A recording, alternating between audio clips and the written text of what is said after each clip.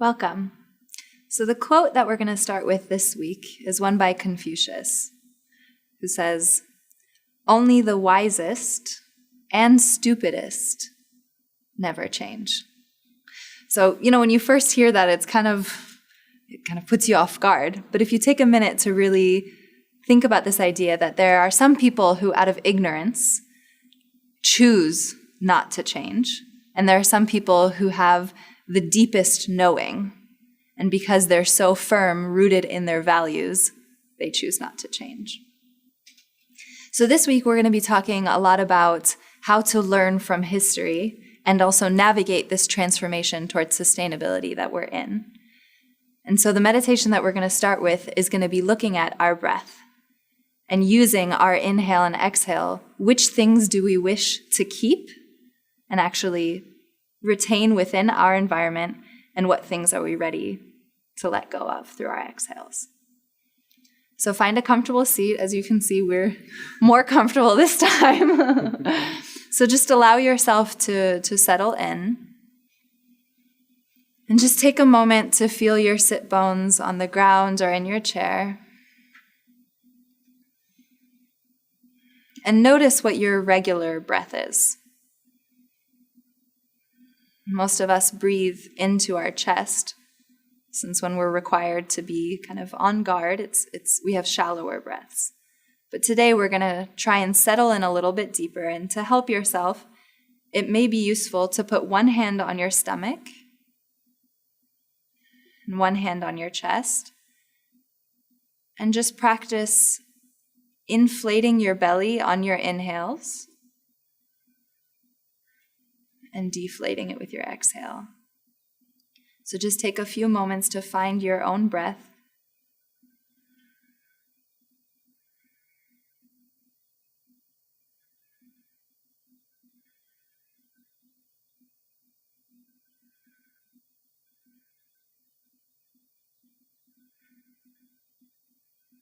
Allowing yourself to relax into your seat even more.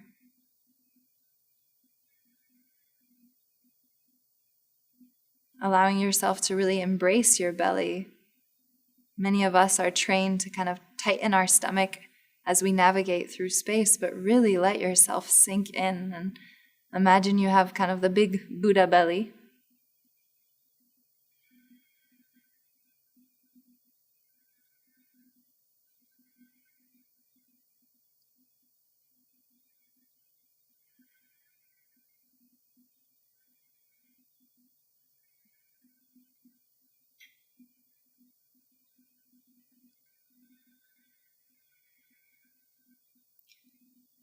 With each inhale, asking yourself,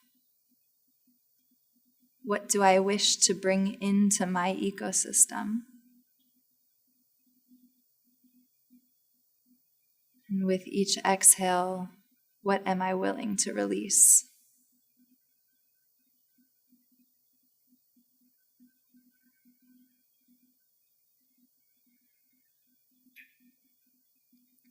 In a way, each one of us can act like a filter.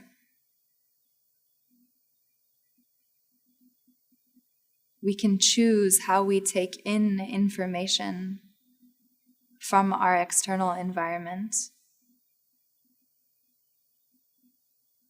and choose what we wish to put back.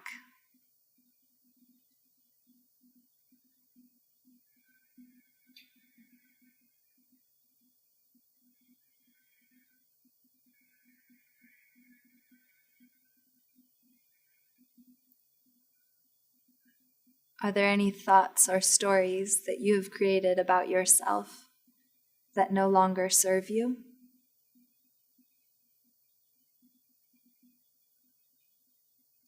I'm not smart enough. I'm not creative. I couldn't possibly change that. Take a moment to really exhale anything out that no longer serves you.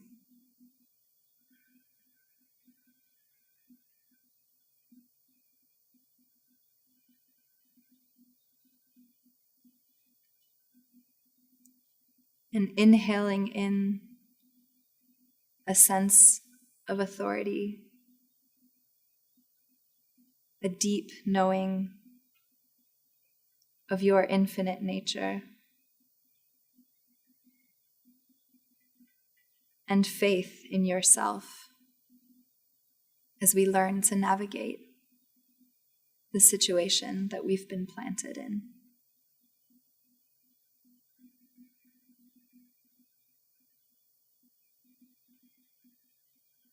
Try and stay in this space as we begin our discussion for this week. Thank you.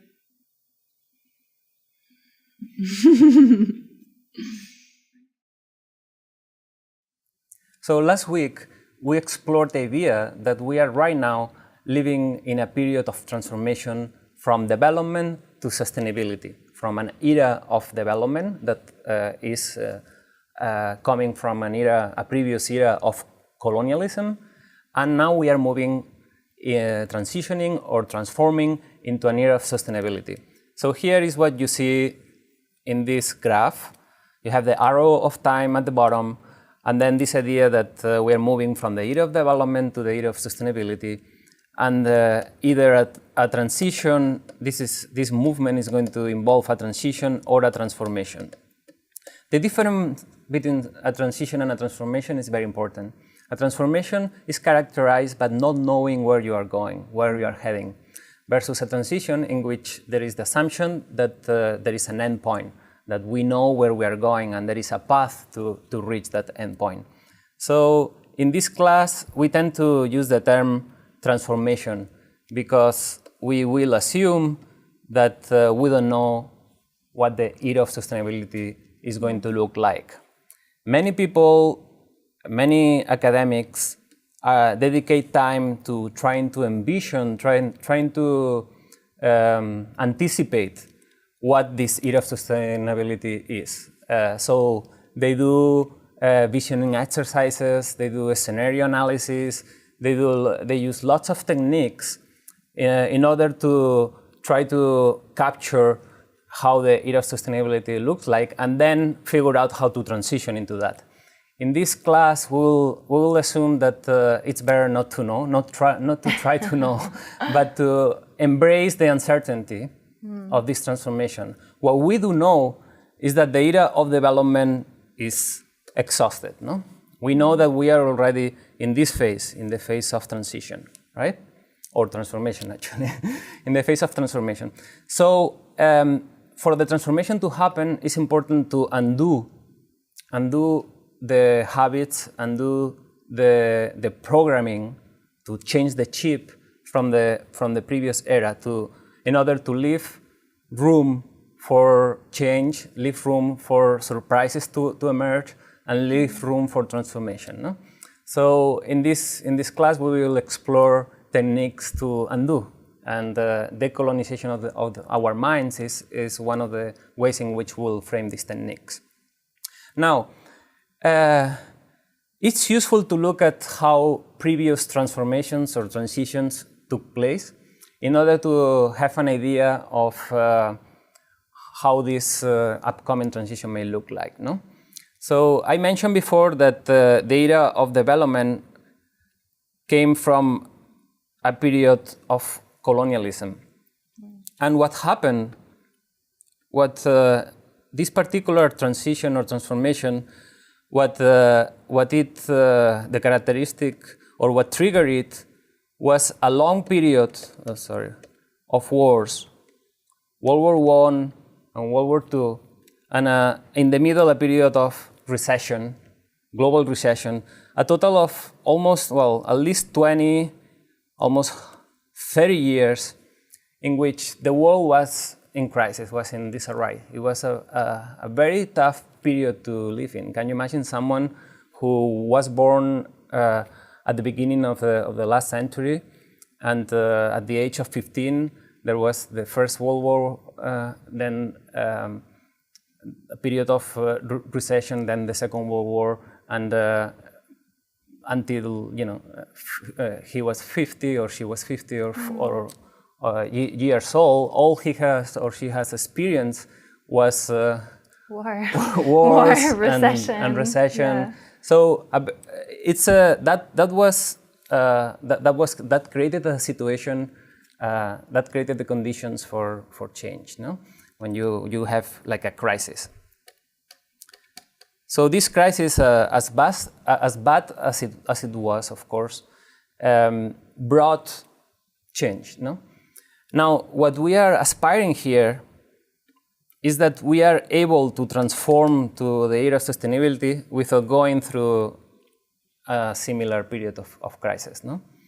So what we have to do to that is to find ways of fostering, of triggering the transformation before we reach a critical situation. And that involves, when we talk about transformation in this class, this is what we're talking about. What techniques, what methods we can apply, we can implement at the level of the individual, at the level of groups, in order to trigger transformation before the crisis arrives. No? Mm-hmm. Knowing that if we don't do that, if we don't work on this transformation, we might be forced to do it, right? Something cool that I recently learned in Mandarin, if anybody speaks Mandarin, the characters that make up crisis, the word crisis, are the same characters for the word danger and opportunity. Mm-hmm. So it gets this idea of what David was bringing up about the momentum that comes up from these sorts of events. But I think we're trying to look at how can we avoid unnecessary suffering as we go through this transformation. Mm-hmm. Yeah, there is no guarantee also that after the crisis, the opportunities that the crisis brings are going to be. Yeah. So the work of transforming ourselves and transforming the world deliberately, no, mm-hmm. purposefully, need to be done anyways. Yeah. The question is, are you going to do it before and avoid the crisis, or you are going to do it to be forced to do it by the crisis, mm-hmm. no? And if you don't, there is no guarantee that the crises are going to trigger it. Yeah. So the other thing about the transformations is that because we don't know what the new state is going to be, chances are that the new state is worse than what we had. No? So there is no guarantee that the transformation is going to lead to a better future. Yeah, and we talk a lot in sustainability about this idea of resilience. I don't know if you've heard that maybe in other classes, but the idea of resilience, that we are able to handle anything that comes to us. And normally they talk about resilience of systems, whether it's a technical or material system, but we're kind of talking about the resilience of the individual and being able to cope with, these elements of uncertainty and crises. So I mentioned before that it's good to look at how the previous transformation or transition took place. What emerged from this long period of wars and recession was a new world order or international organizations system. Huh? Hmm. I think you can just go back. So this international organization system is what we includes the United Nations, includes all the agencies that are associated with the United Nations, the World Bank, the Bretton Woods institutions, etc., etc. No? And it also brought what we know as human rights, and you will watch a video after I finish explaining this history about what the human rights are. This is very important. Human rights is a contract that the world agree. It's a type of rights, and I won't say anything else. But watch the video, and the problem with the human rights is that in order to be enforced, there needs to be either the power of law or the process of personal transformation, in which or through which humans, every people, every citizen in the planet internalize these human rights, no? And then you don't need the legal enforcement. But neither one or the other thing happen. right? So we had a transformation that was very promising after the Second World War, with the human rights agreed by all nations. We have this system of international organizations that were dedicated mostly to keep peace after the long period of wars. That was the priority. And on the second hand, the idea was to enforce development, international development, to help the former colonies to become like the colonizers. So that these were the purposes of this international system. Now, as we go through the transition into the era of sustainability, we have the Sustainable Development Goals, which is similar to human rights, but instead of just being related to people, they are related to the rights of the planet, let's say. And but they have the same problem as the human rights in terms of implementation. You either transform people in order to internalize the Sustainable Development Goals, or create enforcement mechanisms with legal power to force people to comply with the Sustainable Development Goals. Another problem with both human rights and Sustainable Development Goals is the issue of fragmentation that we were commenting. And you remember that the three basic elements or lessons in this class are that we need to increase interconnectedness, we need to get rid of external authority in order to take responsibility, right? Taking responsibility for human rights or for Sustainable Development Goals involves that we start looking at these goals in a less fragmentary way. We need to really connect, we need to start, I mean, that's part of the personal transformation. We need to start connecting the internal with the external, me with the other, me with the non-human, or the human with the non-human. We need to work at the cultural level, at the political level, to bridge these divisions, these fragmentations that we have created. Now, the Sustainable Development Goals, as they stand today, are a set of independent objectives and goals. They are a fragmentary proposition, and part of the work that international development professionals or sustainability professionals will need to do in the coming years is to find mechanisms to integrate the Sustainable Development Goals, to make them interdependent. And I think it gets at the point too of taking responsibility that we often think about, these international institutions or the heads of state who go to these big conferences of parties that are held every year. We kind of give our responsibility to them to advocate or to implement the Sustainable Development Goals, or even the UN Declaration of Human Rights. And this is getting at the idea of how to actually internalize it in ourselves, as opposed to waiting for somebody else to kind of take care of it for us. So there is a lot of internal work, personal work that needs to be done, and the educational system should be put at the service of that work that we need to do. So the educational system that we have now is very effective in terms of intellectualizing, in terms of get absorbed intellectually what these goals are. You can memorize them, but we need to go beyond that. We need to, in order to internalize these goals and these human rights throughout all the dimensions of our being, you have to go beyond memorizing them or understanding them intellectually. We really need to relate them very meaningfully with our way of living, our form of staying in this planet.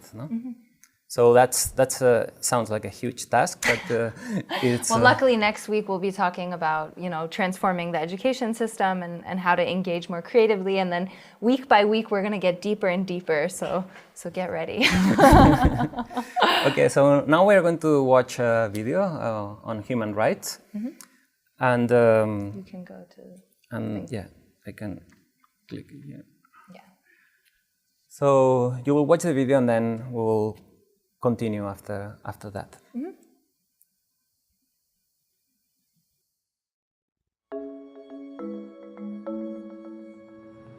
Human rights is, geez, that's a good question. Human rights. Well, that's a tough one. Wow. I don't even know how to give that a definition. I would probably have to do a little bit of homework or something. Yeah, any right that I think just as a normal, human, The rights that humans have. Oh, that's a very large debate. Menneskeret kan betyde mange ting. Tú le puedes preguntar a 20 personas y te van a dar 20 diferentes opiniones. Non saprei, una domanda complicatissima. Yes, we just take them for granted that they're there, but we don't even consider what they are.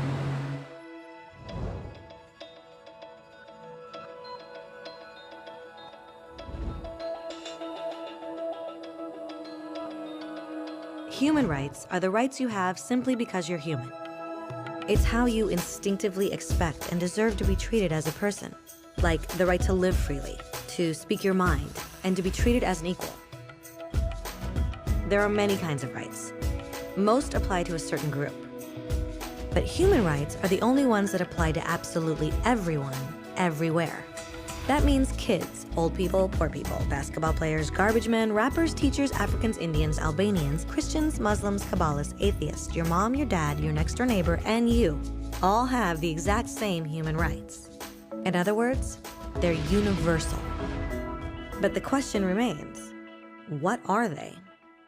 Name the human rights? What the human rights are? the right to live. Equality between all peoples. Right to religion, the right to... Is there supposed to be a list somewhere I should be aware of? According to the United Nations, there are a total of 30 human rights, which are usually lumped together and called simply human rights. They're all listed out in the Universal Declaration of Human Rights, which is the world's most widely accepted document on the subject. But it was a long time in coming. At first, there were no human rights. If you were in with the right crowd, you were safe. If you weren't, well, you weren't. But then a guy named Cyrus the Great decided to change all that. After conquering Babylon, he did something completely revolutionary.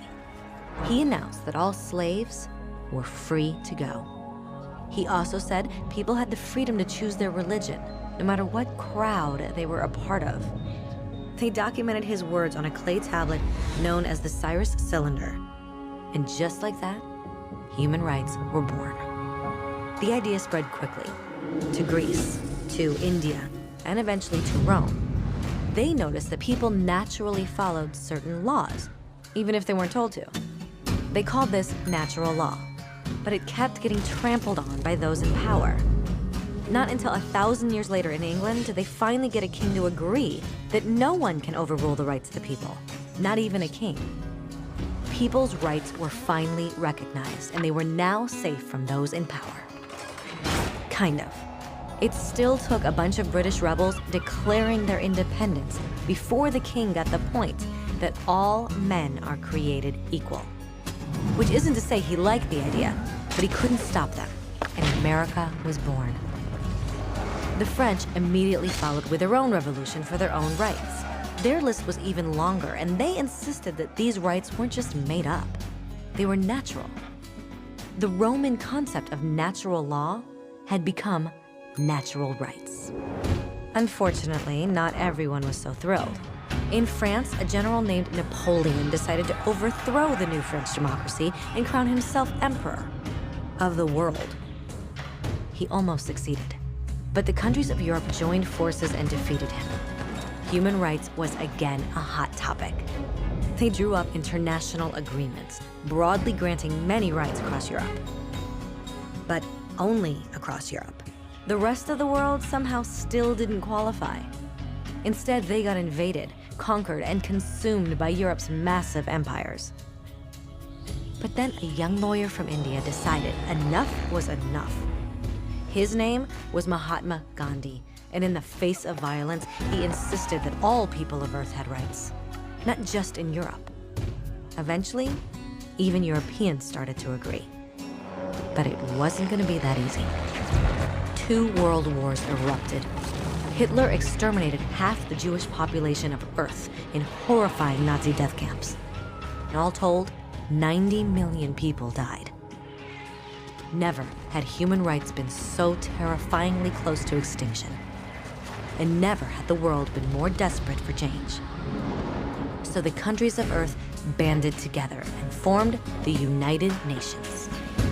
Their basic purpose was to reaffirm faith in fundamental human rights, in the dignity and worth of the human person. But what were human rights? Were they the proclamations of Cyrus, the natural laws of Rome, the declarations of France? Everyone seemed to have a slightly different idea of what human rights should be. But under the supervision of Eleanor Roosevelt, they finally agreed on a set of rights that applied to absolutely everyone. The Universal Declaration of Human Rights. The French concept of natural rights had finally become human rights. So, in summary, at first, only a few lucky people had any rights, until one of those guys decided, hey, other people should have some rights too, which was great, except not everyone agreed. And it only took a few thousand years of fighting and declarations and more fighting until everyone finally agreed that human rights should apply to everyone. And they all lived happily ever after. Except for one little problem. If people have the right to food and shelter, why are 16,000 children dying of starvation every day? 1 every 5 seconds. If people have freedom of speech, why are thousands in prison for speaking their minds? If people have the right to education, why are over 1 billion adults unable to read?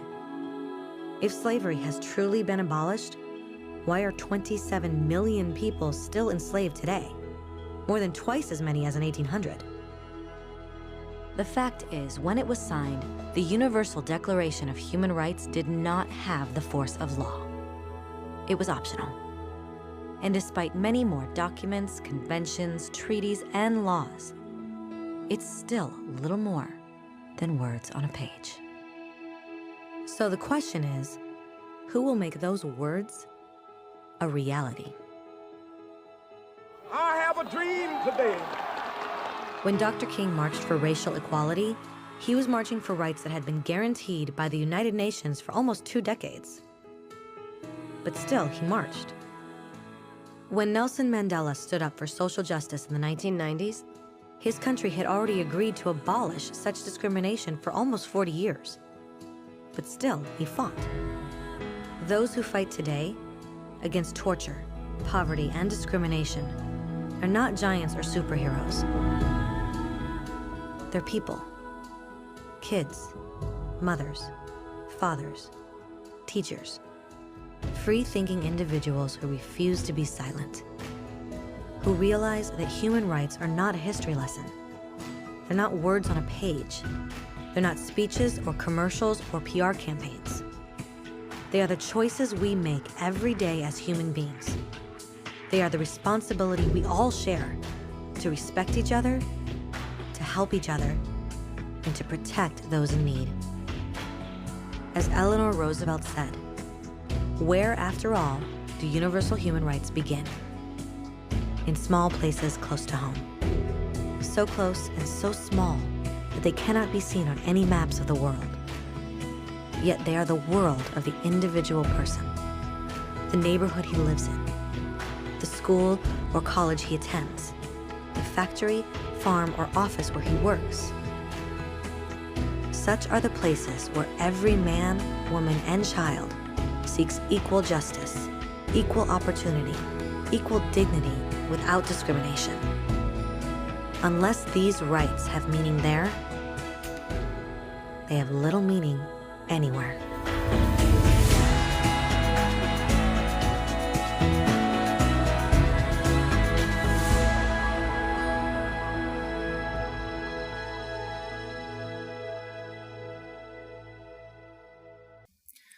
So in this video, you have seen that at the end, the main message is that it's up to us. No? Mm-hmm. Human rights have been around for a long time. They have worked to a certain extent. But in order to be fully embraced, in order for everyone in this planet to enjoy these rights, they need to be internalized. I mean, that's the main message of the video, as we were saying before, right? Yeah. And then we'll talk a little bit more about the different approaches to development that they advocate for based on the assignment that you did, mini assignment number 2, with the case study on Haiti. Mm-hmm. And now we have some reflections on mini assignment 1. Oh, oops, I got out of order. Sorry. Oh, because you already did the transformation chart. Yeah. Okay, and then you talk about the 4. Okay. So we'll just have a moment of silence. So now we'll spend some time reflecting on the mini assignment 1, where we were looking at the different forms of indicators for wealth and poverty.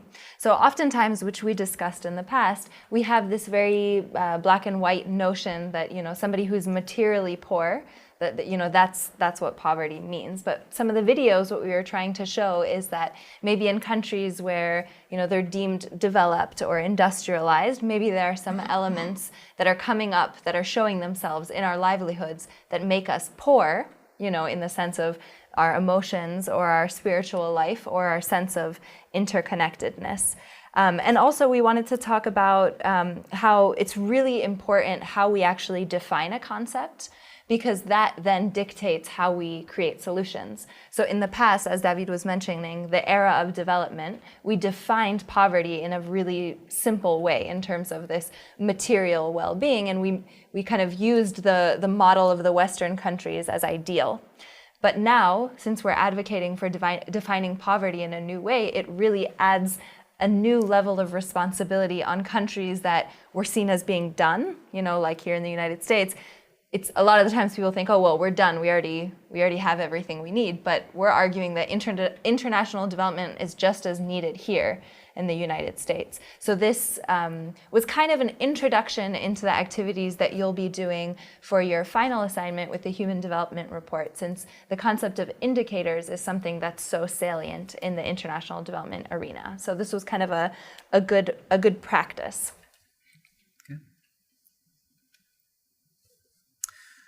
Now we have 2 other videos that we want you to watch. One is entitled Poor Countries and Rich Countries, why some countries are rich and others are poor. And it provides a rationale for answering this question. And then the next video, it's a TED Talk and provides a very different rationale for explaining why some countries are poor and others are rich. So please watch the videos. And keep your critical glasses on. There are 196 countries in the world. 25 of them are very rich, defined as having an average wealth per person of over $100,000 a year. They are. But far more countries are quite poor, and some, which we're considering here, are very, very poor. These are the 20 poorest countries in the world, where the per capita wealth is under $1,000 a year, or under $3 a day. Every country is now more or less on a path to growth, but the poor ones are growing very, very slowly. If Zimbabwe continues at its current growth rate, it will qualify as a rich country in 2,722 years. What we want to know in this film is why some countries prosper and others stagnate, so that we can understand what rich countries are doing right and get a better grip on the challenges and hurdles facing poor countries. There are basically 3 factors that determine whether a country will be rich or poor. The first is institutions. Institutions are beyond important. Broadly speaking, rich countries have good institutions and poor ones have very, very bad ones. The correlation between poverty and corruption is direct. The richest countries in the world are quite simply invariably also the least corrupt ones. And the most corrupt countries are also the poorest. When countries are corrupt, they can't collect enough taxes to get the good institutions they would need to escape the poverty trap. Half of the wealth of the world's poorest 20 countries goes into offshore accounts. Lost revenues in these countries totals between $10 and $20 billion a year. Meanwhile, without an adequate tax base, poor countries can't invest in police, education, health and transport. Now, a more generous way to look at corruption is that it's really a case of clan-based thinking. Say you're hiring someone. In the rich countries, you're meant to do so simply on merit, interviewing lots of candidates, then picking the best one, irrespective of any personal connection. But in poor countries, under the sway of clan-based thinking, that approach would itself be seen as corrupt. It's your duty to disregard the so-called best candidate from an anonymous bunch in order to pick someone from your own team, your uncle, your brother, your second cousin, the guys from the same tribe. As a result, poor countries don't allow themselves access to the intelligence and talent of the whole population. There's a second thing that keeps countries poor: culture. What goes on in people's minds, their outlooks and beliefs. A striking statistic pops up here in relation to religion. If there's one generalization you can make about religion and wealth, it's that the less people believe, the richer they stand a chance of being. 19 of the richest countries in the world have 70% or more of their populations saying that religion is not at all important to them. The exception here is, unsurprisingly, the United States, which manages to combine great religiosity with huge wealth. More on that in a second. And conversely, the poorest nations in the world are also extremely believing ones. Here's how many people think religion and the supernatural is deeply important in the following countries. In the world's poorest country, simply everyone is a believer. Why is belief quite so bad for wealth creation? Because in general, religiosity is connected up with the idea that the here and now can't be improved, so you should focus on the spiritual and look forward to a next world instead. It makes quite a bit of sense when you live here. In the rich world, on the other hand, people are generally great believers in their capacity to alter their destiny through effort and talent. Incidentally, to explain the anomaly of the United States, religion seems not to slow down economic growth here because it's a particular sort of religion, an overwhelmingly Protestant and exceptionally materialistic kind. The American God doesn't want you to think of building the New Jerusalem in the next world. He wants it here and now, in Kansas or Houston. There's another big factor that determines the wealth and poverty of nations: geography. Poor countries are overwhelmingly located in the tropical regions. This isn't a coincidence. Life is, in many ways, simply far, far tougher there. The problems begin with agriculture. Tropical plants are generally a lot less packed with carbohydrates. Poor countries have worse soil too. Also, and perhaps surprisingly, a tropical climate can be disadvantageous to photosynthesis.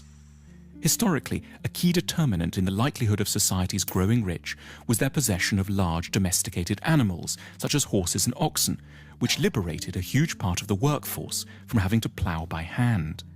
But in tropical Africa, domesticated animals have throughout time been devastated by a further appalling scourge, the tsetse fly.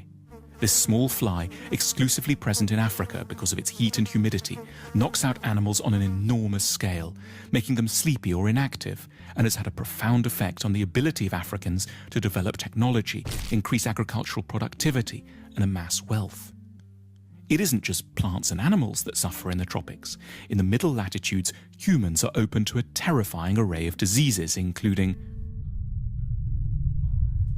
100% of low-income countries are affected by at least 5 tropical diseases simultaneously.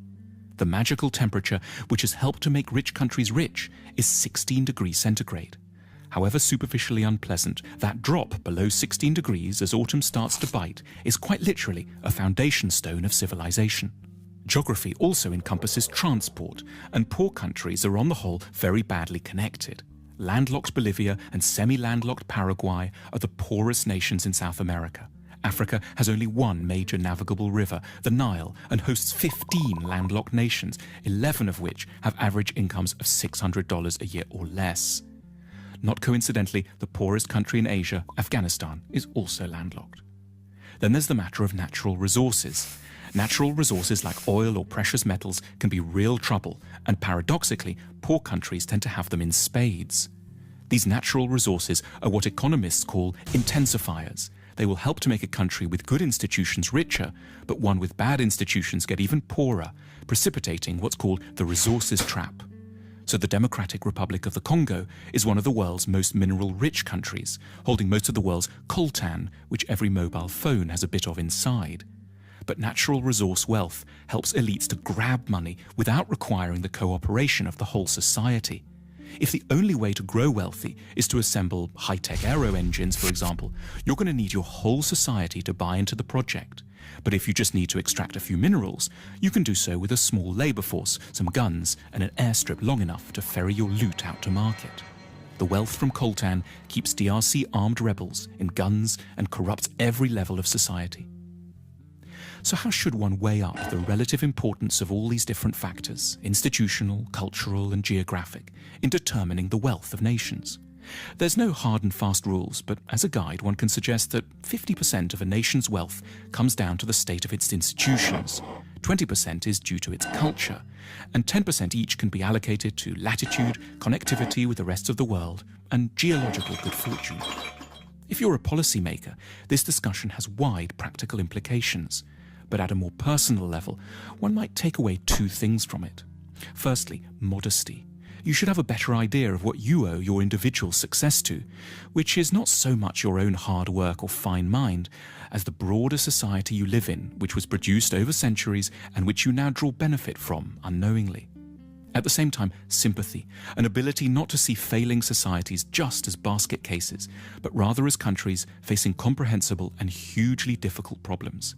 Our sympathy can be enhanced by reflecting that the troubles of desperate lands are to a considerable extent to do with malaria, a lack of navigable river, and the horrific buzzing of the tsetse fly, rather than always some more intimate human failing, which we would ourselves never manifest.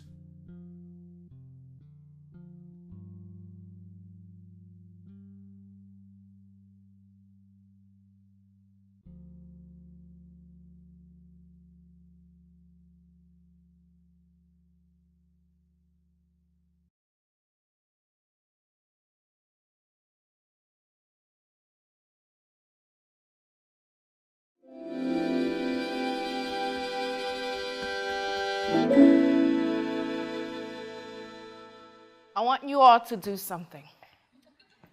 Take a moment, close your eyes, and think about Africa. Open your eyes.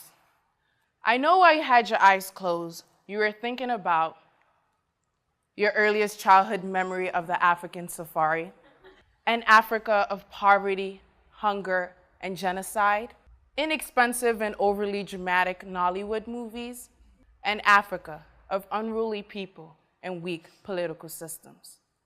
While most of these things are true, today I want to talk to you all about why African countries have so much but continue to have so little. My name is Fatoumata Wage, and the central question of my talk today is, why are resource-rich African countries like Nigeria underdeveloped? And I think we can understand Africa's underdevelopment through three key arguments. One, we can understand it by looking at how African countries are incorporated and continue to be incorporated into the global political economic system. Two, we can also look at the dynamics and practices of the colonial legacy and how it has such a history manifested in the post-colonial. And three, we can also look at the practices and policies that have been put in place by Bretton Woods institutions, specifically the International Monetary Fund, also known as the IMF.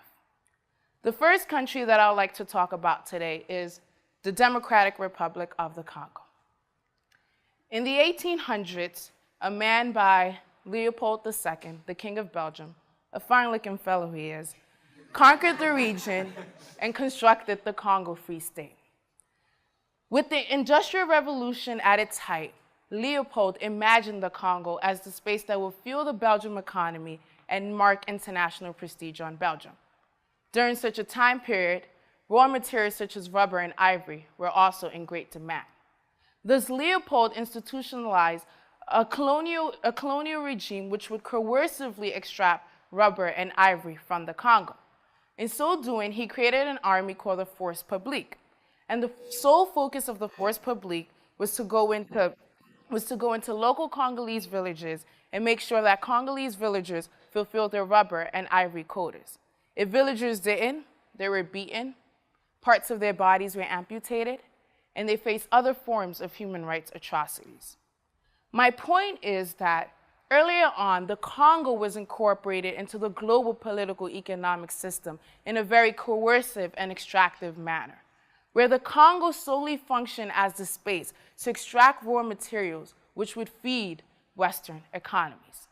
The Congo became radically open and vulnerable to the global system as a whole, and as the African scholar Samin Amin argues, the Congo became marked as the periphery, while the West became marked as the center. Leopold's history did not die. Today, the Congo continues to be incorporated into the global political economic system in a similar extractive manner, where Congolese resources of diamond and bauxite are geared solely towards the global system, feeding Western markets, feeding Western corporations, and leaving behind a Congo suffering with a series of weak political systems, a Congo suffering with a populace that is denied of human rights, and a Congo suffering from human rights, from underdevelopment. The practices and dynamics of the colonial history also manifest into the post-colonial. Take a country like Nigeria, for example, one of the world's largest oil producers. During the Berlin Conference of 1884, all the Western powers came together. They sat down, they had a map of Africa in front of them, and they literally carved Africa up into colonies. In this process, arbitrary nation-states were created. Nation-states which cut across geographical spaces, nation-states which cut across ethnic groups, and nation-states which cut across people who have been at peace or at war with one another for years, for centuries and years. When the British Empire came into Nigeria, Nigeria had over 100 ethnic groups. However, through the British Empire's policy of ethnic politicization, Nigeria was constructed. It was carved into 3 dominant ethnic groups: the House of Fulanis in the north, the Yoruba in the west, and the Igbo in the east. The British Empire used these 3 ethnic groups as their agents and their partners in the colonial regime, where these 3 groups were used to sustain the British Empire and were also used to sustain the British Empire's indirect rule. And it was these 3 groups who were able to breed the fruits of the colonial regime, where they were able to obtain a Western education, amongst other good necessities. And when Nigeria gained independence in 1960, Nigeria became a nation-state that was arbitrarily constructed, and a nation-state which had ethnic politics. As history tells us in the Rwandan context, ethnic politicization during colonialism breeds ethnic violence in the post-colonial. Today, contemporary Nigeria is a petro-state, where the 3 groups that the colonial regime constructed continue to have an iron grip on the Nigerian economy, politics, and the Nigerian social system. And oil wealth is dominated within these 3 groups. And the other ethnic minority groups that the British Empire marginalized, specifically the Ogoni and the Ijawa, oil wealth is not distributed to them. And the Ijawa and the Ogoni, they have resorted to violence to reclaim their nation state. And Nigeria remains underdeveloped, and it remains a nation struggling with corruption and weak political systems. During the 1970s, with neoliberal capitalism just being born, and with the recent decolonization of most African and other developing countries, the International Monetary Fund, a Bretton Woods institution, also known as the IMF, created a policy called structural adjustment loan policy. And these were basically loans with conditionalities, where in order to and many African countries received these loans, where in order to receive these loans, African countries had to cut back on their public service spending, such as education and health. And after decolonization, most African countries were either socialist or authoritarian, and they were doing pretty good as that. But structural adjustment made them radically privatize, radically capitalize their national economies. So what did this do? This left African countries in huge debt. This made African national economies devalue within the national system, a larger global system, and it also made their economies very weak within the larger global political economic system. The effects of structural adjustment is evident in the country of Zambia, one of the world's largest copper producers. As the HDI statistics behind me suggest, because of structural adjustment, Zambia's infant mortality rate is extremely grotesque, where 1 in 5 Zambian children die by the age of 5. And also, as the life expectancy rate shows, life expectancy rate has decreased, and so has the primary school enrollment. Whereas Zambia's GDP rate has also been grotesquely low after the structural adjustment loans. And because structural adjustment loans also made the Zambian government cut back on government subsidies that farmers received, this led to Zambia's food security being greatly threatened. So you all might be wondering, okay, now what? How can Africa move away from this history of otherization and racial oppression into a state of development? Last summer, I conducted a research at the African Commission on Human and People's Rights. And I met this guy named Charles Nguna. And Charles was a lawyer. And Charles told me, Fatu, Africa's destiny is in the hands of the Africans, primarily the African youths. As Charles insists, although Africa continues to be the site of charity and other forms of aid, Africa would only become developed when Africans take control of their own political, social, and economic systems, their own business. So you might be wondering, okay, but what can I as an individual do?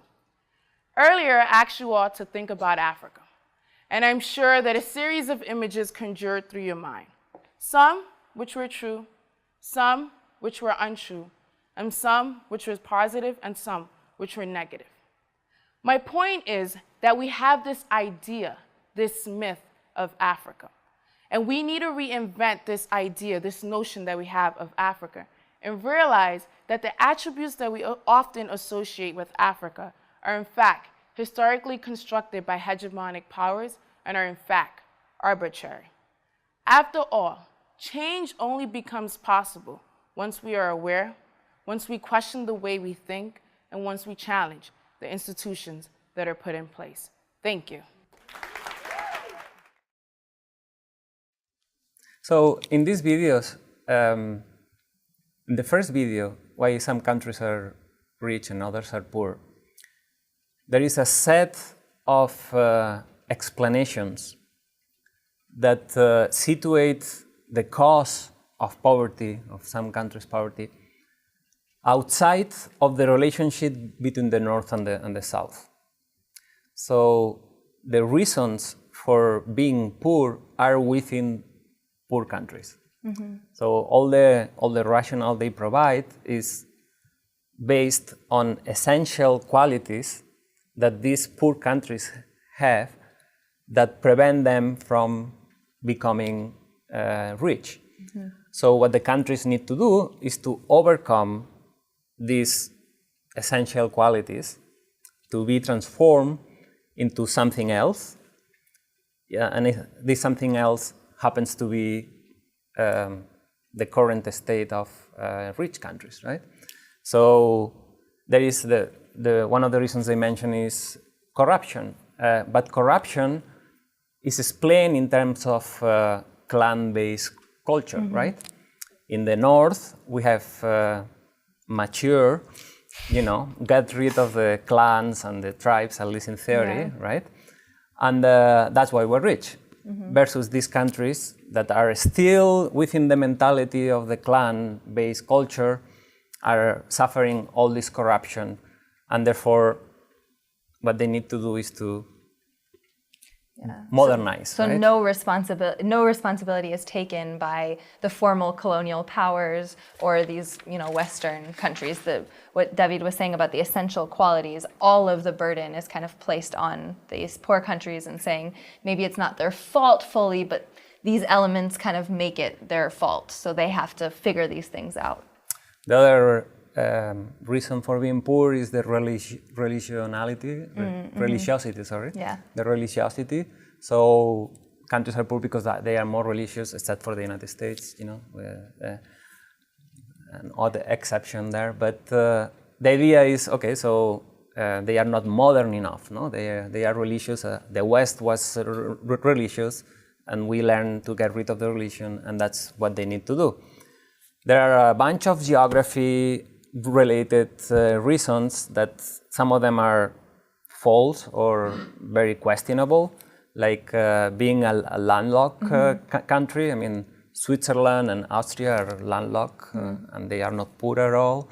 And to argue that Afghanistan is poor because of being a landlocked when it has experienced over 60 years of civil war and invasions from Russia, from all sorts of nations, it's questionable. Yeah. It's very questionable. So don't take anything that is said in this video really as the truth. No, this is important also, that whatever we say or whatever you watch in videos, you have to be very critical. No? Even, I mean, everything that we're presenting too, you know, and part of the reason why we're trying, I mean, you saw in the videos that we used in mini assignment 1, we didn't want any sort of projection, because we want you to think critically for yourself and decide what sounds right, what doesn't sound right. We're just offering a perspective. Yeah, even when I talk about the history and mention all this process of transformation and transitions, don't take it at face value. I mean, don't believe it because I'm saying.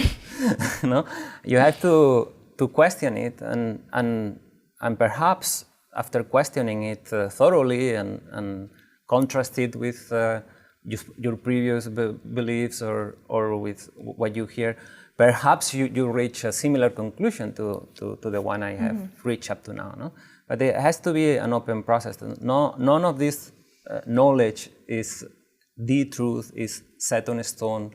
It's just the outcome of a learning process, a particular learning process that it's always ongoing. No? So that's the general attitude that you need to have in relation to the material in this class. No? For instance, I mentioned that the 2 world wars and the recession had some positive outcomes, right? And that's not the general view that we have. But why? How do I reach that conclusion? Partly is because I have been through a process of trying to emphasize the interconnections of everything. So when we look at Nazi Germany, we tend to isolate it, we tend to fragment it, make the bad guys, and they were, I mean, there was many things that were terribly wrong about the Nazi Germany. However, they emerged in a context of an European continent that was colonizing the rest of the world, right?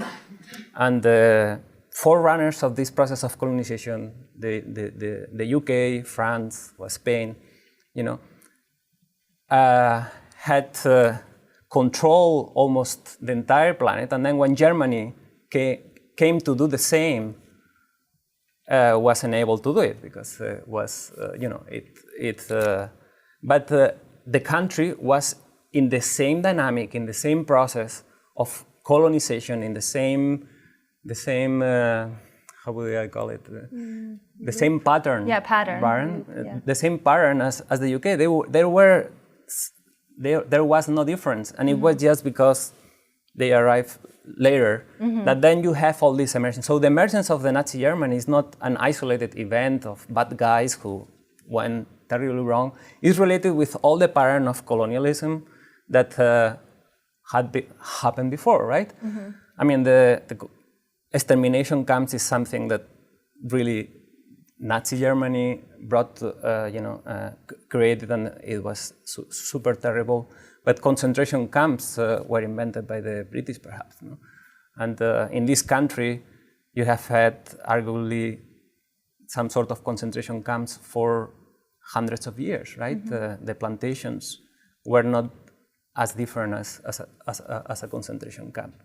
So it's important to look at how anything that happens is interconnected, is interrelated with the other things that are happening. So we are all responsible. No? Again, this notion of bringing responsibility is that the events of the Second World War, the terrible events, were responsibility, perhaps more responsibility of the Germans, but there is some level of responsibility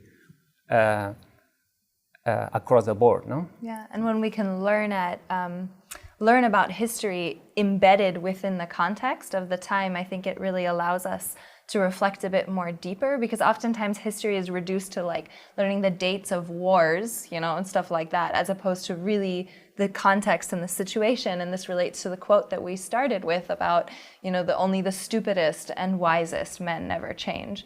So, you know, somebody to just keep repeating history and not letting anything change, it's pretty stupid. But also there's a certain form of wisdom that once you can take the learning from the experiences that you've had, you know, and then live out that. And that's kind of what we were linking back to, this idea of the transformation that we're going through and how to retain the wisdom from the past.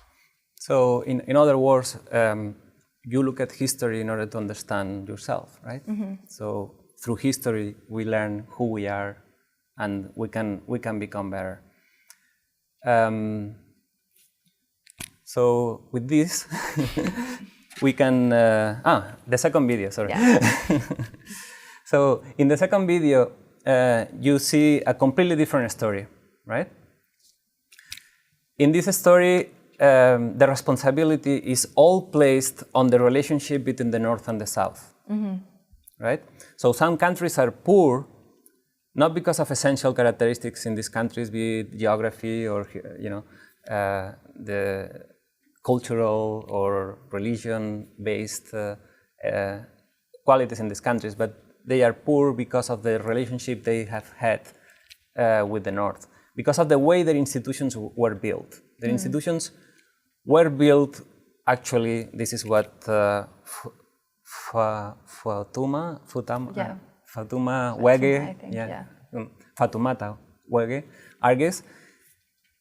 The institutions in the South were built actually to continue the extraction of resources from the South to the North, right? So it's by design. It's not, you know, because they accidental, haven't. It's not accidental. It's not that they haven't reached yet the point of development. It's because if you change that, if you change the institutions and you end corruption in the South, this is going to have implications in the North, because the flow of resources is not going to flow south-north in the same way. Mm-hmm. So this brings the idea that this transformation is something that has to involve not only changes in the South, but changes in the North, mm-hmm. which is linked to the readings of Chambers that we did last week, this idea of the pedagogy of the non-oppressed. No? It's very important that the non-oppressed, the rich, stop justifying poverty, mm-hmm. material poverty in this case, no? Due to essential qualities of the South, and start taking responsibility, mm-hmm. and start realizing that by keeping these countries poor, they are, even though there is a material gain for the North, there is also a loss of liberty, a lot of freedom in the North, because subjugating people takes lots of effort. Yeah. And you are in a constant state of fear, no? That mm-hmm. When you subjugate a group of people or someone else, it looks like again that you gain power because you are apparently controlling that person, but that control has a huge cost for you, no? And at the end, you are equally subjugated by the very exercise of subjugation. So it's very important that through a pedagogy of the non-oppressed, we liberate, we emancipate not only the oppressed, but the non-oppressed, right? And also it's important to note, we were talking about taking a critical perspective of this TED Talk about post-colonial development. In a way, David mentioned, it's also still reductionist, because it's attributing, you know, this phenomenon only to colonialism. Whereas we're arguing, you know, it's good to, reductionism is helpful because you can look at a characteristic in isolation and kind of study it in depth.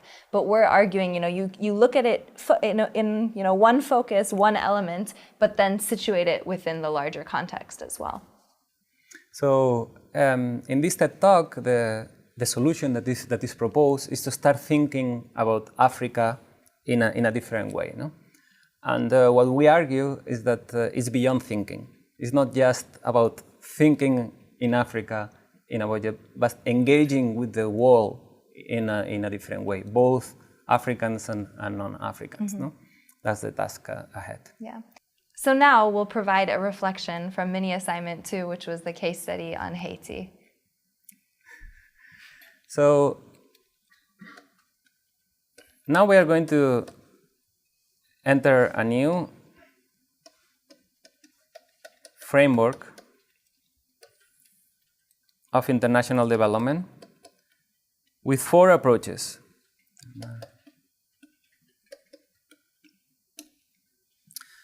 In the first video of Haiti, what you saw was the technocratic approach.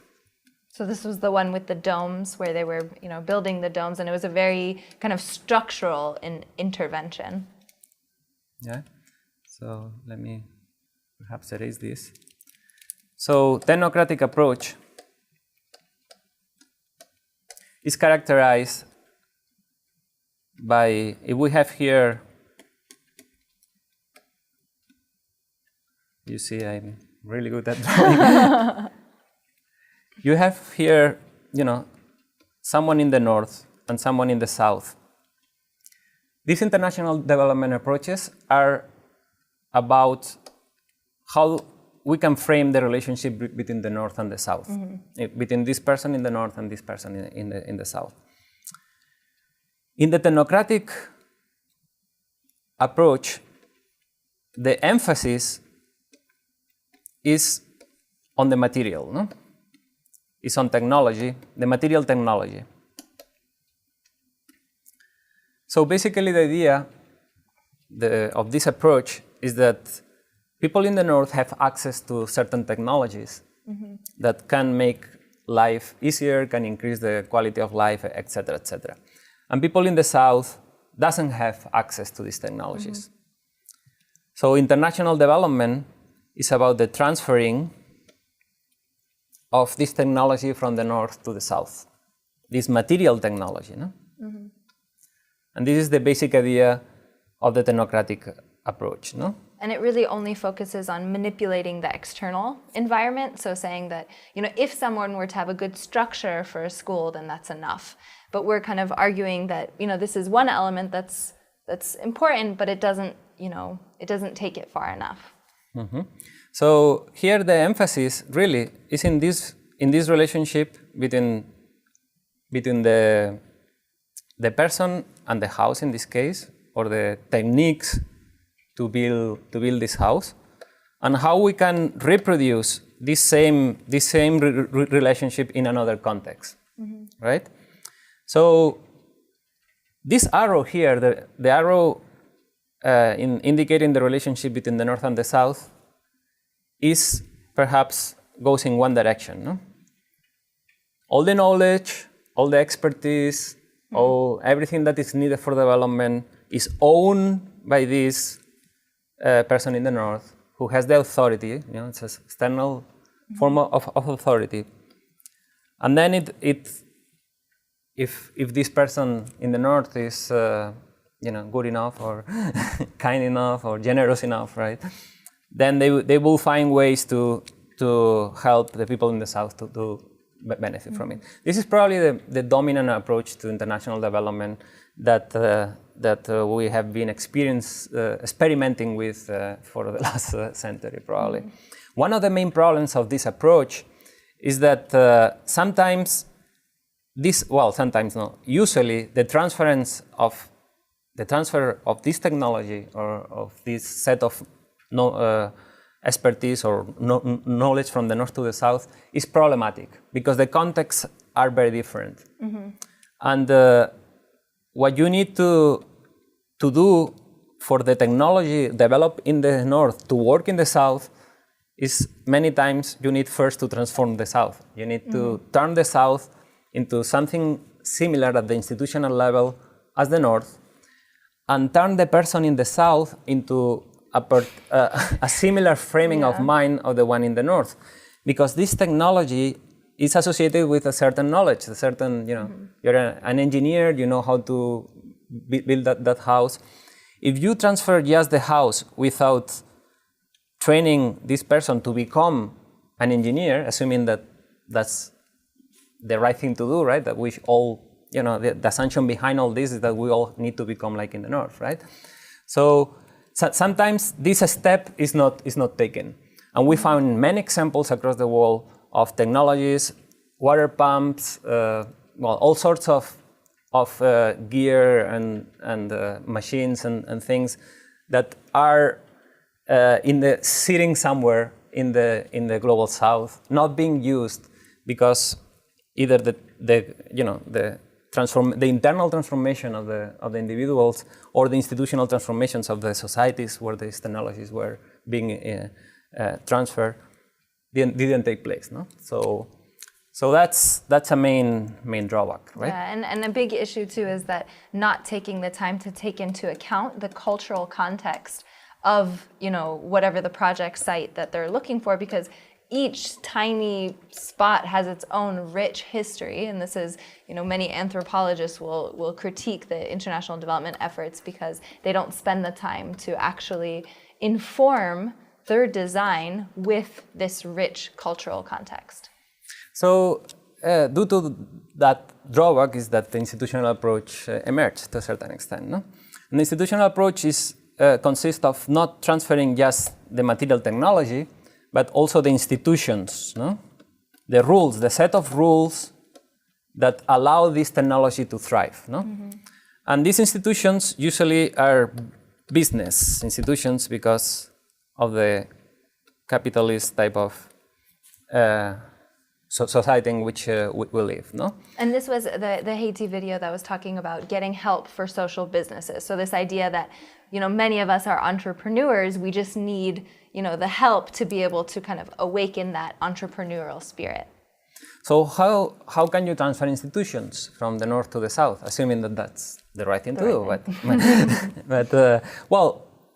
one way is to convincing lawmakers in the south to implement to create the same legislation that also to create the same incentives, structures of incentives, etc., etc. But again, the most important part is here in the brain of the people, because you can have a very nice set of rules, even a good structure of incentives, but if people are not culturized into a business type of mentality, then it probably won't work. No. Mm-hmm. So what you see in the video is they give a lot of importance to this idea of accounting everything, mm-hmm. no? And keep tabs for everything, mm-hmm. and be very disciplined. No, this discipline about seeing the chickens, no, mm-hmm. Because it's a chicken farm, seeing the chickens as numbers, as objects, mm-hmm. no. This transformation, in a sense, in the way the farmers relate to the chickens, yeah. Perhaps not the transformation that we want to see for the transformation towards sustainability, no, because there is an objectification of the chicken. It keeps them much more distant. It keeps them more distant. Yeah, it goes again what we are advocating in this class, right? But this is exactly what we are doing across the world, right? Because we did that. This is what that's the colonialism that we were talking about. We did that in the north. We objectify everything. We keep tabs of everything. We get really good at that. That give us control over the material world. But at the same time, has created a divide, mm-hmm. a distance, and this is bringing problems, right? Yeah. And many of the global challenges of sustainability require that we stop doing that, mm-hmm. and start connecting in different ways. Okay. But this institutional approach is probably the most dominant one still, no? And in a way, it really, again, going out to the idea of authority, it encourages that we give our authority to these external institutions, follow the rules, and are very kind of disciplined agents. And it really wants us to kind of submit ourselves to this external system. Now, then we have the political approach, which is more related with the second video, the TED Talk, Fatoumata mm-hmm. Wage. And for the videos about Haiti, this one wasn't exactly about Haiti, but it was about the Inter Pares organization and looking at the critical look of the foreign investment. So that one was about Haiti, the gold that was being invested in Haiti, and taking a really critical lens of the power dynamics at play. So in this approach, the idea is not to reproduce a relationship with a certain technology or with a certain set of rules, no, and to reproduce them in the South, right? So it's nothing like that. The focus here is instead in this relationship. What's the relationship between people in the South and people in the North, right? Mm-hmm. And to start working in this relationship, you have to acknowledge the past, no? Mm.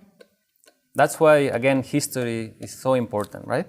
Acknowledging the past doesn't mean that you learn the truth about history. Mm-hmm. It means that you and everyone else around you, start a process of questioning and exploring why the things that happen, how the things that happened in the past are related with how we behave now. So it's, again, this process of internal transformation, self-reflection, mm-hmm. right? That's the political approach. That's even though there is self-reflection, there are some facts that you cannot ignore, no? Mm-hmm. I mean, it's not anything goes. It's not just a matter of opinion. There is lots of evidence, no, mm-hmm. of how this relationship has worked, right? And when you start digging into this evidence, you start discovering connections mm-hmm. between events in the past and behaviors in the present, mm-hmm. Between traumas of things that seem to be buried long in the past, mm-hmm. and perhaps now have manifestations that we are not aware of sometimes, mm-hmm. no? So it's bringing to the fore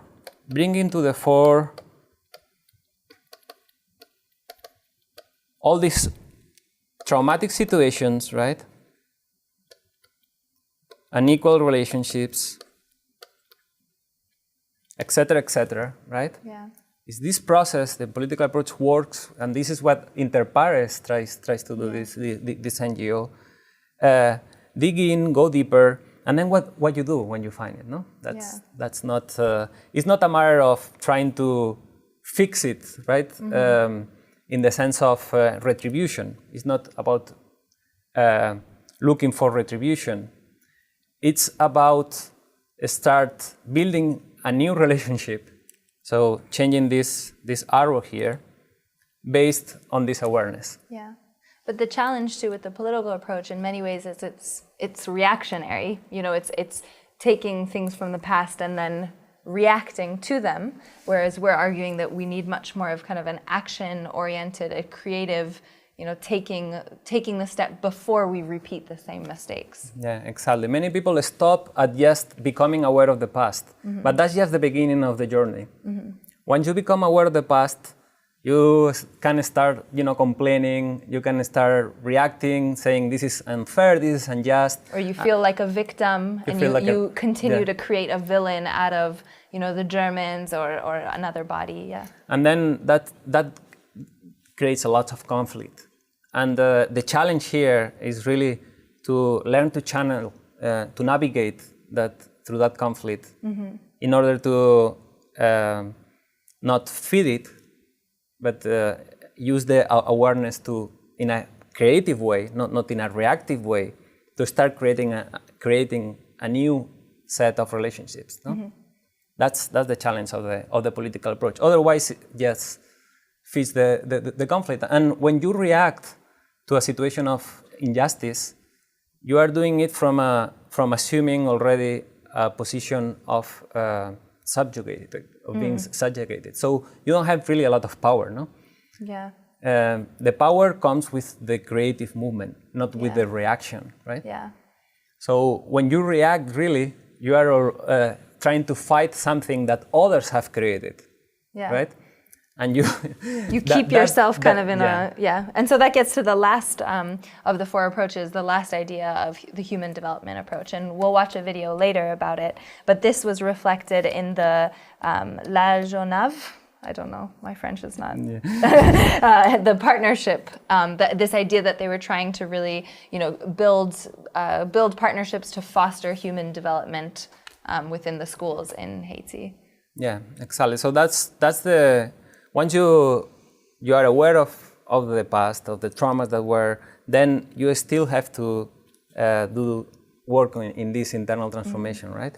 In that video, it's not very clear what they are doing to work. There is some commentary on the changes that they experience through the involvement, but it's interesting that even though the people who are there to assist, try to give voice to the Haitians and all that, it's not clear how they become Haitians and how the Haitians become Americans. No? So we were talking last week about kind of the recognition of interconnectedness. So there's still kind of this taste of the superiority or the hierarchy that from the West they're coming and they're bringing the right model, that is still underlying their effort. Yeah. Instead of just, if you really want to get immersed into this situation, then you don't go there as an American. No? You don't go there as a white. You go there and really wipe off. Yeah, and this is something we'll talk about more next week of how to, since you're signed up for this class because you do have a passion for this. We want to help. We see these challenges that we're facing, but how do we enter a situation with the kind of the empty vessel and then absorb what we need to know to then create and design solutions together. Create together. What we're talking about here is not an easy task, no? To wipe out and go to there is a section on ideologies that we will explore this wiping out, no? And how it can work.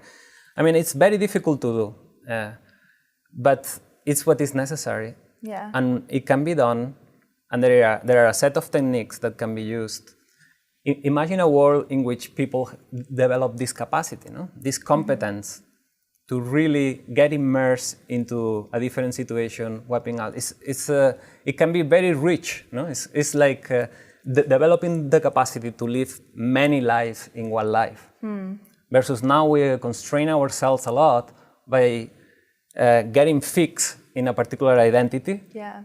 And then not being challenged we feel secure, in that identity, and we actually grab it and don't want to lose it, right? And when we feel that we're losing it, we react very violently sometimes.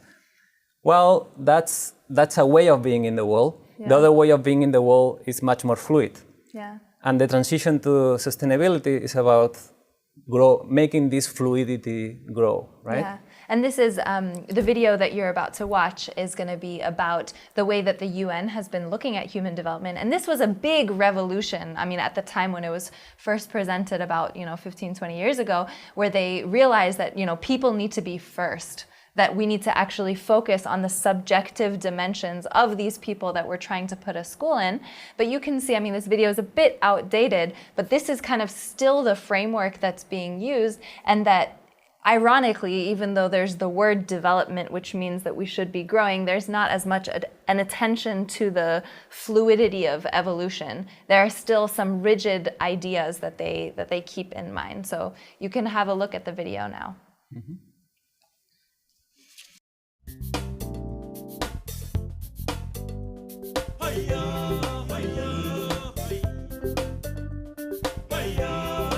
Human development is about enlarging people's choices and enabling them to live long, healthy and creative lives.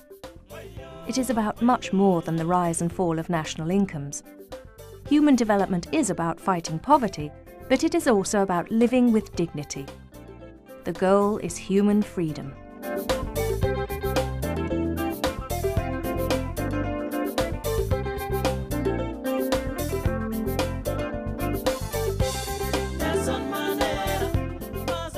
Human human development approach is an approach where we concentrate on human lives, its richness, the well-being, the freedoms, and how they are developing, how they are changing, and how they can be further enhanced. I think we should get to tell the story of development in terms of how people are faring, not just how production is doing.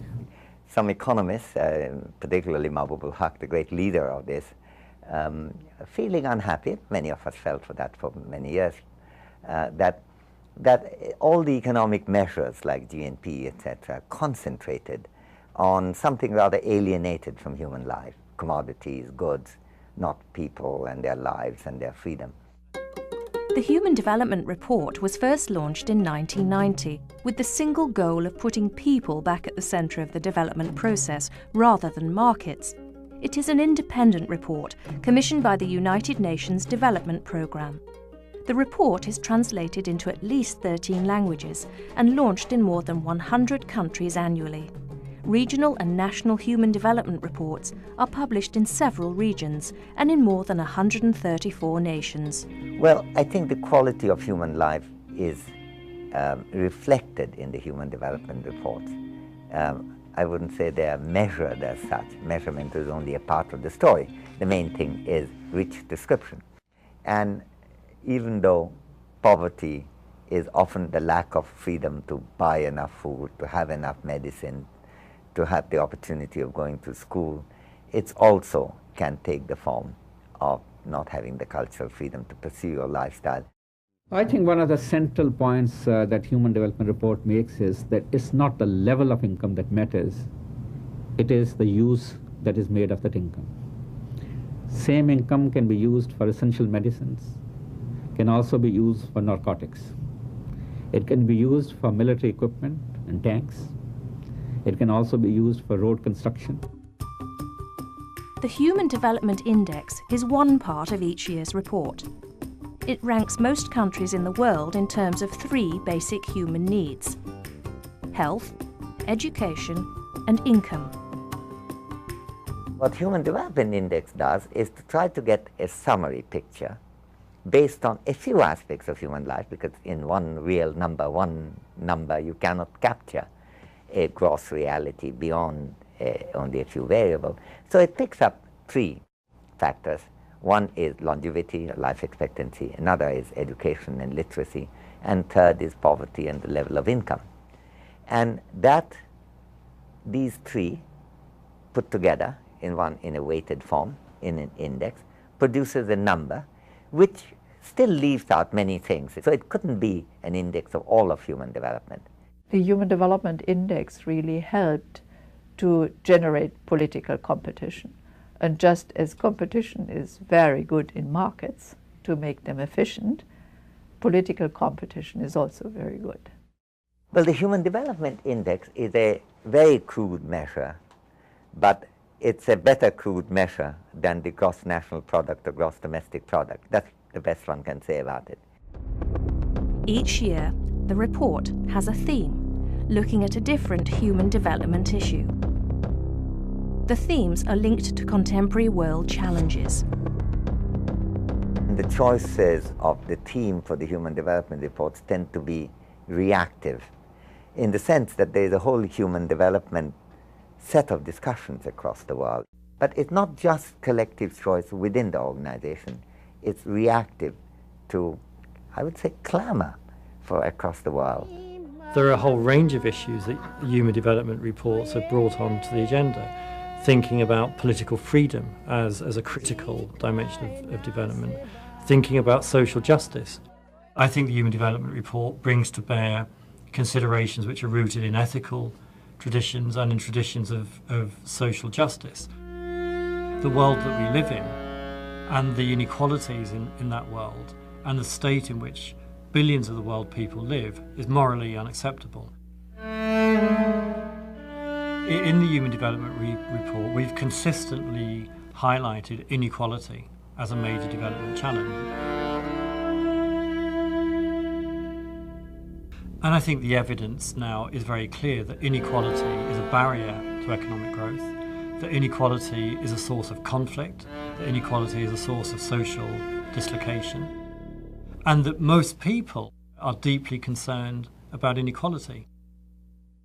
Human development initiatives must seek to address inequalities and exclusion, which are often at the root of violence. They must promote cultural liberty and give people the tools and opportunities they need to lead the lives they value.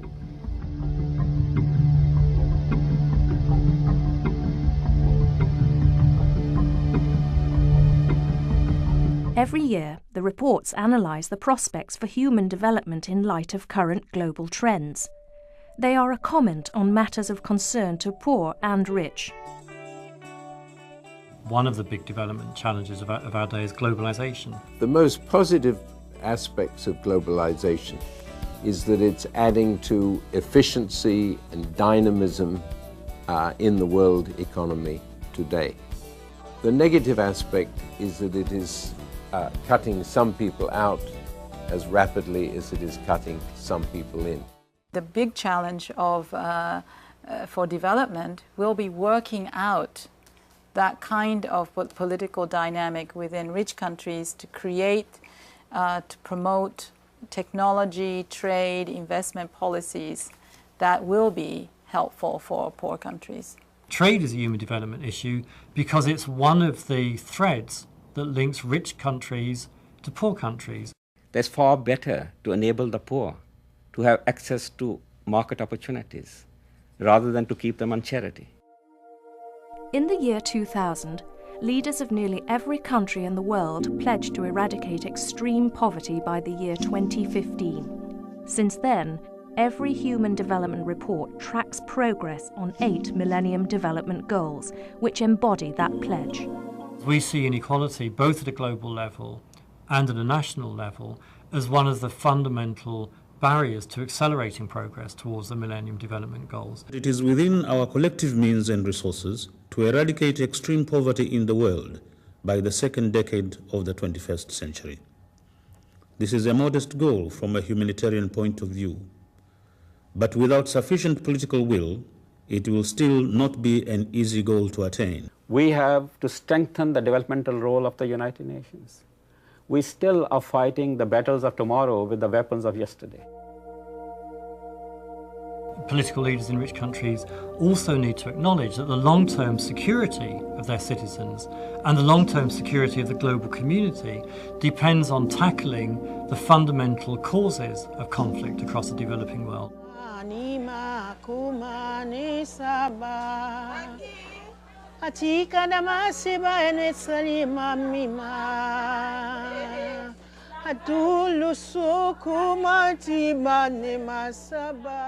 Human problems are not only in the poor countries, they are also in the rich countries.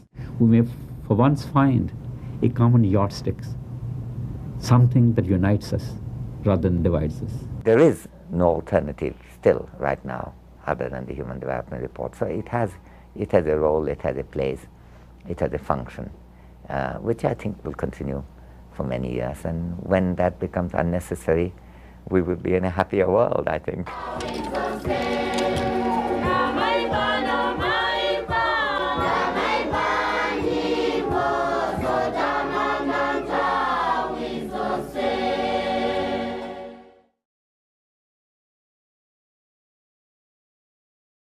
So as we mentioned before watching the video, there are some things that we argue are missing from this lens, from more of the traditional view of human development. And what we are arguing is that we need all of these approaches. So we need the technocratic, institutional, political, and human development approach. And we're kind of saying that maybe sustainability can be this integration. Maybe we can look at one issue from these different lenses and take it within the whole context.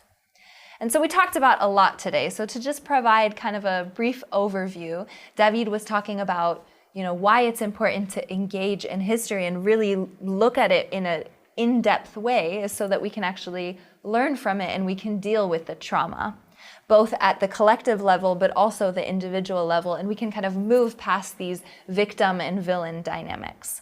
Also, when we're talking about transformation, we need to embrace uncertainty. We need to be able to start from the position that I might not know what's going to happen, but I'm willing to put in the effort. You know, there's this story I was told about, you know, if you want to plant a walnut tree, it takes almost 50 years before it begins to bear fruit. But we must still be willing to water the tree, even if we don't know if we're going to be the ones that get to crack open the walnut. So we really need to be able to have that faith and that trust that, you know, maybe things will get better. And then finally, taking responsibility and being able to engage your inner authority. And this is something that we're going to do much more in depth next week when we talk about transformative education and creative expression. So just as a reminder, you have the mini assignment 3, which is to find out what banking education, and I'll give you a hint, is that if you do the reading, you might get some answers. There are 2 readings, one which is from the Pedagogy of the Oppressed, and then there's also one about theater of the oppressed. So it's pretty exciting. And then just get ready to open up your minds and be willing to engage with the material a little bit deeper, since next week we're going to be introducing your assignment that's going to require you to kind of get really creative. Thank you, Neda. Thank you.